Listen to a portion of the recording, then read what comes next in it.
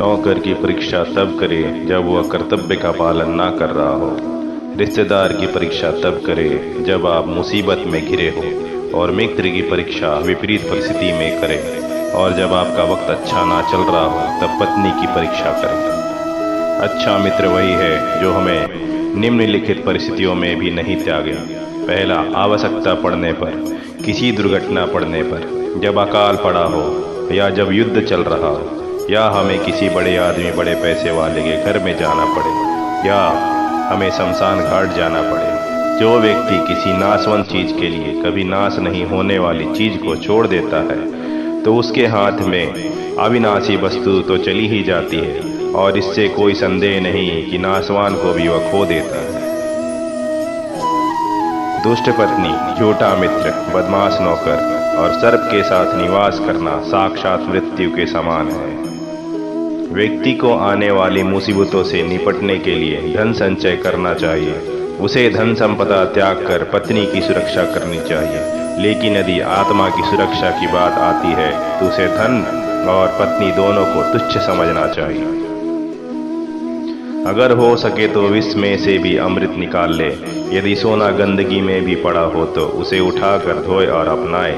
निचले कुल में जन्म लेने वाले भी सर्वोत्तम ज्ञान ग्रहण करे। उसी तरह यदि कोई बदनाम घर की कन्या भी महान गुणों से संपन्न है और आपको कोई सीख देती है तो उसे भी ग्रहण करना चाहिए। भोजन के योग्य पदार्थ और भोजन करने की क्षमता और सुंदर स्त्री और उसे भोगने के लिए काम शक्ति और पर्याप्त धनराशि तथा दान देने की भावना, ऐसे संयोगों का होना सामान्य तप का फल नहीं है। उस व्यक्ति ने धरती पर ही स्वर्ग को पा लिया। पहला, जिसका पुत्र आज्ञाकारी हो। दूसरा, जिसकी पत्नी उसकी इच्छा के अनुरूप व्यवहार करती हो। तीसरा, जिसे अपने धन पर कभी भी घमंड नहीं हो। पुत्र वही है जो पिता का कहना मानता हो। पिता वही है जो पुत्रों का पालन पोषण करे। मित्र वही है जिस पर आप विश्वास कर सकते हो और पत्नी वही है जिससे सुख प्राप्त हो।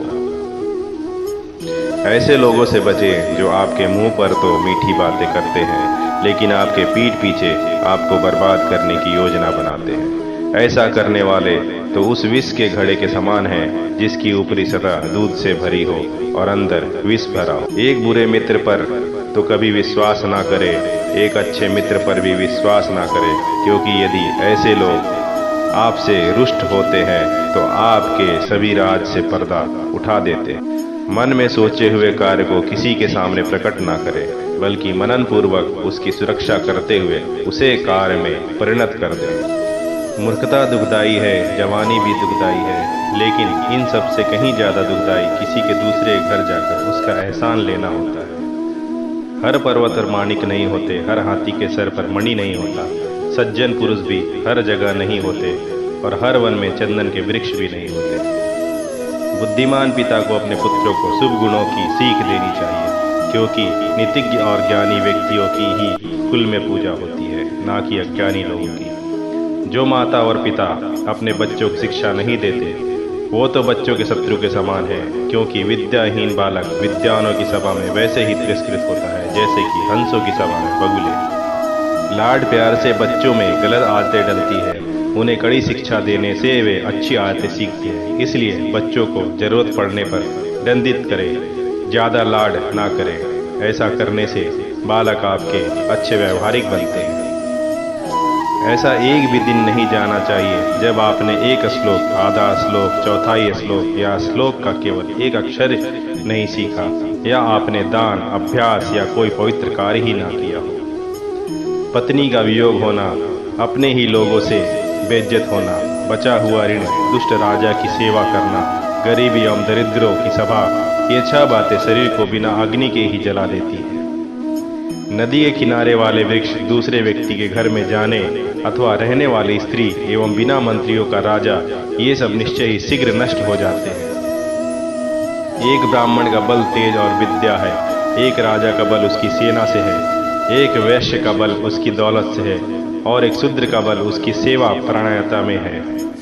वैश्या को निर्धन व्यक्ति को त्याग देना चाहिए, प्रजा को पराजित राजा को त्याग देना चाहिए, पक्षियों को फल रहित वृक्ष त्याग देना चाहिए, एवं अतिथियों को भोजन करने के पश्चात मेजबान के घर से निकल जाना चाहिए।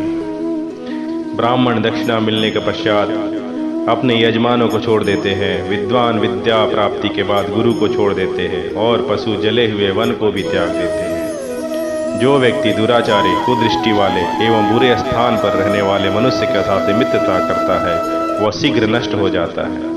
प्रेम और मित्रता बराबर वालों में अच्छी लगती है। राजा के यहाँ नौकरी करने वालों को ही सम्मान मिलता है।